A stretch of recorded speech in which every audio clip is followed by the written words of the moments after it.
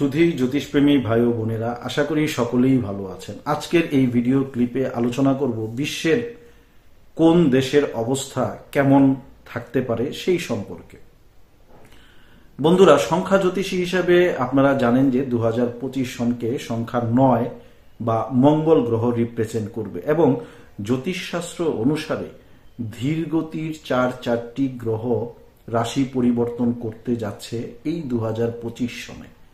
রাহু, কেতু, বৃহস্পতি এবং শনি, এই 4টি গ্রহ রাশি পরিবর্তন করবে 2025-এ। সেই সাথে 2025-এ চারটি গ্রহণ রয়েছে, 2টো চন্দ্রগ্রহণ এবং 2টো সূর্যগ্রহণ। 2025-এর মার্চের শেষের দিকে যে মীন রাশিতে কিন্তু ষট গ্রহী যোগ তৈরি করছে, অর্থাৎ 6টি গ্রহের অবস্থান মীন রাশিতে থাকছে। তো ইত্যাদি কারণে বিশ্বের কোন দেশে কোন ধরনের প্রভাব বিস্তার করতে পারে বা গ্রহের এই অবস্থান কোন দেশে কোন ধরনের প্রভাব ফেলবে সেই সম্পর্কেই কিঞ্চিত ধারণা দেওয়ার চেষ্টা করব এই ভিডিও ক্লিপে। বাংলাদেশের অবস্থা ততটা ভালো থাকবে না, এই সম্পর্কে আমি অন্য একটা ভিডিও ক্লিপে মোটামুটি বলার চেষ্টা করেছি। ভারতের রাজনৈতিক অবস্থা বছরের শেষের দিকে যে কিছুটা অস্থির হয়ে যাবে, কিছুটা অস্থিতিশীল হয়ে যাওয়ারও একটা সম্ভাবনা রয়েছে। পাকিস্তানের রাজনৈতিক অঙ্গনেও এক ধরনের অস্থিরতা থাকবে। ইমরান খানের সপক্ষে অনেক মিছিল, মিটিং ইত্যাদি হবে এবং 2025 সনের শেষের দিকে যে ইমরান খান জেল থেকে মুক্তিও পেয়ে যেতে পারে, এই ধরনের ঘটনা ঘটার সম্ভাবনা রয়েছে।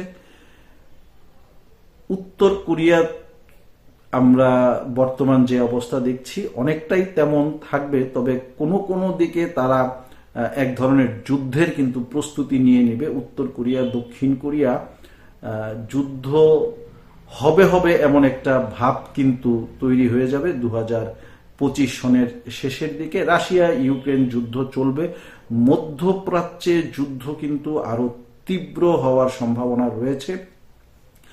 ব্রিটেনের অবস্থা, রাজনৈতিক অবস্থা আভ্যন্তরীণভাবে ততটা শুভ দেখা যাচ্ছে না।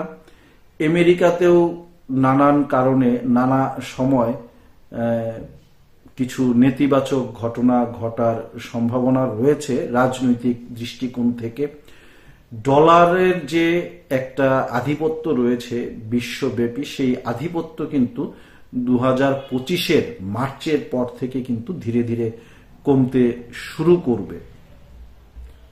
উত্তর আমেরিকার যে দেশগুলো রয়েছে তাদের অবস্থা মোটামুটি ভালো থাকবে, তবে সেখানে কিন্তু বড় ধরনের প্রাকৃতিক দুর্যোগ, টর্নেডো, জলোচ্ছ্বাস, বন্যা ইত্যাদি হওয়ার কিন্তু সম্ভাবনা রয়েছে।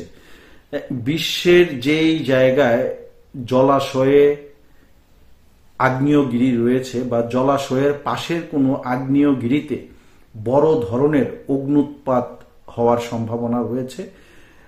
আমেরিকা, অস্ট্রেলিয়া সহ বিশ্বের কিছু দেশে ওয়াইল্ড ফায়ারের এক ধরনের সম্ভাবনা রয়েছে।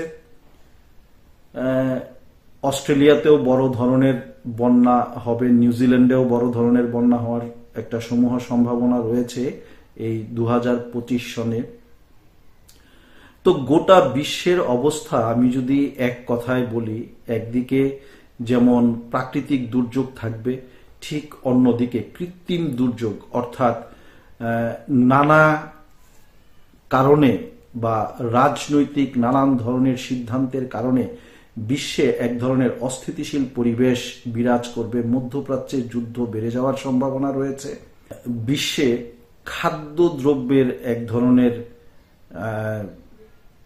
অভাব অনটন দেখা দিতে পারে। খাদ্যদ্রব্যের বা বিভিন্ন পণ্য সামগ্রীর দাম বৃদ্ধির একটা সমূহ সম্ভাবনা কিন্তু রয়েছে।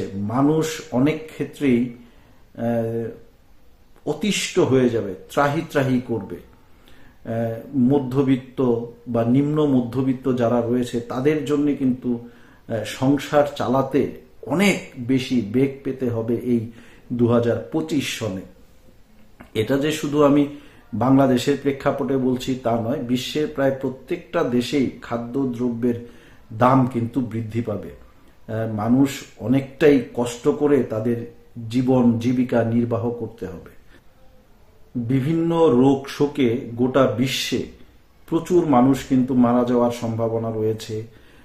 ভাইরাস জনিত রোগের প্রাদুর্ভাব নতুন করে ঘটার একটা সম্ভাবনা রয়েছে।